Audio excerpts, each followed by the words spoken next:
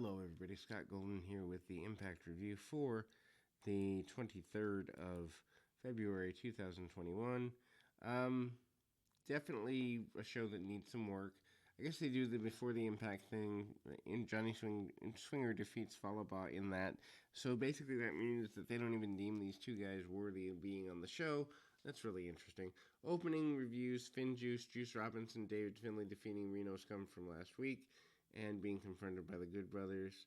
Moose defeats Tommy Dreamer in Old School Rules match. Basically, they do the flashback of what happened last week in case nobody watched. But then, if you want people to watch, why do you do the flashbacks? Anyway, Jake something, horrible name, defeated Diener in a tables match. This is kind of their blow off to, or closer to a blow off, I would assume, to their feud.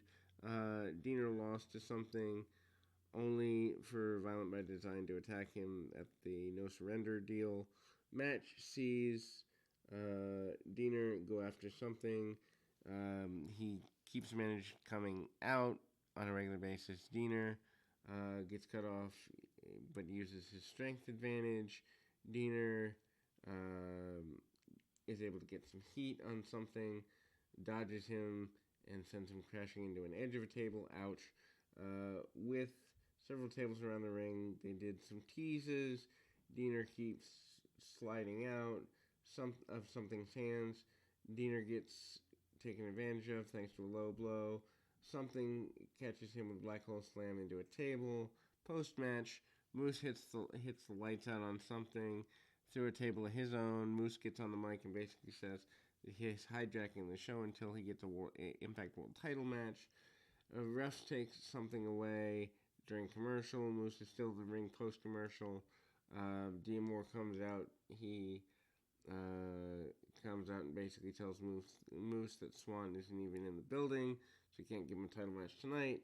Something comes back to the ring and wants to fight with Moose. Moose says he wants a title match. D'Amore says it's officially, and he's restarting the TNA World title. This is just so lame. Let it go. No one cares about the TNA brand. No one has for years. Bringing back the title brings back bad memories. If you're trying to move on, bad idea. Anyway, so Moose and something is the main event with the TNA title on the line. Anyway, we move into a multi-person match, which is completely useless. Chris Bay, Black Taurus, and Ace Austin defeat Madman Fulton at Austin's side, defeat Trey Miguel, Willie Mack, and Josh Alexander to advance in the X Division title match. Stipulation of the match is winning team will face off in a three-way dance on next week's Impact, with the winner earning a title shot against TJP. Why don't you just have the three-way match? Why don't you just have contenders? Why don't you just make wrestling simple? Stupid. Anyway, basically, Mack and Taurus use a lot of power moves, and they do lucha on top of that, which for bigger guys is a pretty big deal. Taurus goes against Alexander, gets the better of him, and cuts the ring in half on him, which is not what they need to be doing if they're trying to get Alexander over as something.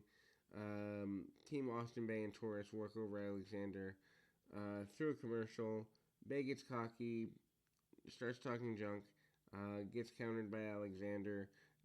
Miguel gets a hot tag. He goes nuts on Austin and Taurus before tagging in Mack and ending up taking the fold at the hands of Austin for near fall. Every man comes in, hits moves, because who cares about psychology? And it ends with Bay pinning Mack in what some would say is a good match if you like the move style. To me, it was a match that didn't even need to be booked. You could have booked it much better with less guys in it. Post-match, Sami Callihan comes out, teased Miguel for losing his cool and for not being a winner. Miguel finally has enough, starts beating on Callihan, and he gets pulled away. Rosemary and Crazy Steve cut a promo saying Black Taurus will win next week's match and eventually win the X Division Championship. The return of Decay for a stable that's kind of out there is kind of interesting. We get the AEW ad with Tony Schiavone and Tony Khan. They're joined by a group of individuals from AEW, most of which are heels, including Britt Baker, Matt Hardy, Private Party, Ryan Nemeth, and Team Taz. They're hyping all their matches on Dynamite. This continues to be a highlight. Havoc talks to Nevaeh about working out the differences. Because of the losing streak, Nevaeh said she needed space. Tenille walks up and tries to talk Havoc into becoming a tag team. Havoc said she wasn't interested and walks away. She didn't like the idea of Havoc with a K, apparently. So, Impact Tag Team Champions Good Brothers Anderson and Gallows defeat Triple XL, AC Romero, and Larry D. Non-title match. Interesting deal here. This is just thrown out there cold. Good Brothers finished off dealing with Private Party and Beer Guns. They really haven't had much to do. And basically, this is a large man squash for champions. Anderson and Gallows, one of the few teams that really look like they're ready to be a major force in Impact. They cut him off after a couple minutes. Anderson escapes the grasp of D, tags in Gallows, beats up both guys. They hit the Magic Killer on D for the win. Good for the Good Brothers, but they don't really have enough teams to keep it going. Swingers Paradise, Chris Sabin and James Storm playing cards when Rohit Raju and Shia join and lose the whole table. Raju and Storm are fighting. Sabin once again stops them. Swinger said he wants to see the match open between them. Raju and Storm is coming sometime soon. There's a match, Myers walks in street clothing and tells Eddie Edwards that he wasn't going to be wrestling him tonight. Myers presented his new attorney, Smart Mark Sterling, who addressed Edwards and Impact, telling him that Myers sustained eye damage due to the unsafe working environment. He mentioned Myers isn't cleared to wrestle and there'd be a replacement. Then we go to Eddie Edwards and Hernandez. Hernandez has been the hired gun of Brian Myers for a while now, and the match sees the power versus technical ability thing kind of go nuts, and then Hernandez runs wild because of his power for a bit. Edwards gains some steam. In the end, Edwards catches a second rope Boston Knee Party out of nowhere and manages to get the win. Match is fine. I know that some people like Hernandez. I have never seen anything in him at all. He's athletic at times, but never puts it all together. Anyway, Matt Cardona approaches Myers and tries to apologize for the eye injury. D'Amore joins in, asks him about his new lawyer, told him that only a doctor can clear him, and the only doctor that can do that is Impact's doctor. Next week, Myers versus Edwards will take place, and Cardona will be the special referee. Obviously, this is going to lead to a turn, one would assume. D'Amore takes a shot at the idiotic eye for an eye match concept. Jordana Grace and Jazz defeat Kimberly and Susan with Deanna Purrazzo, earning a knockout tag team title shot. This is not bad at all. Purrazzo has been feuding with Grace and Jazz for a little over a month. Purrazzo and D'Amore asked about Lee and Susan to get a title match against Fire and Flame for the tag team titles. D'Amore made this number one contenders match. And anyway, Grace and Jazz dominate early. Purrazzo interferes. ODB runs out to get rid of Purrazzo. Brawl breaks out, forcing a referee to send Purrazzo and ODB to the back. Lee and Susan cut off Jazz, and then they bonk heads.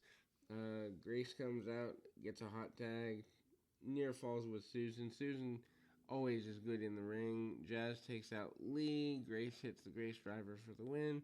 So the approach to the women's tag title match isn't what the heels wanted here. Grace and Jazz head backstage. They find ODB taken out. ODB has been sent to the back, and they are accusing Purrazzo of being the one to take her out. Brown and Striker run down next week's card. Storm and Raju, Myers and Edwards with Cordona as a special referee. Finn Juice and the Good Brothers against Triple XL and Reno Scum.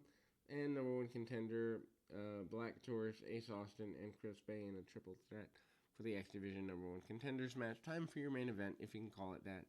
Moose and Jake Something. Moose pins Jake Something. Match is booked earlier. Something attacked Moose during the entrance, and they brawl outside the ring for a while. Something gets the better of the exchange for a minute or two. Moose and takes him down. Match goes back and forth for a while. Moose and Something keep cutting each other off. Neither guy gets a real clear advantage. Moose is hurting from the earlier table, or Something's hurting from the table spear earlier, and Moose goes after the upper body. Something goes for lariats and things like power bombs. Last couple of minutes, see a strike battle, and Moose catches Something with a couple Uranagis and a ripcord lariat, and lights out for the win. Match was decent. Moose transitioning into being the champion would be good for business. Post-match, Moose attacks Something with a chair. Rich Swann, who wasn't supposed to be in the building, is there after all, so why is Scott D'Amore covering for him? They do a pull-apart, and Moose versus Swann for the Impact title at Sacrifice. And then, I don't know. Just he wasn't there, now he's there kind of thing. Did someone call him, or what's the deal? Anyway, weaker Impact this week, to be completely honest. I wasn't impressed with the show. We'll be back with more right after this.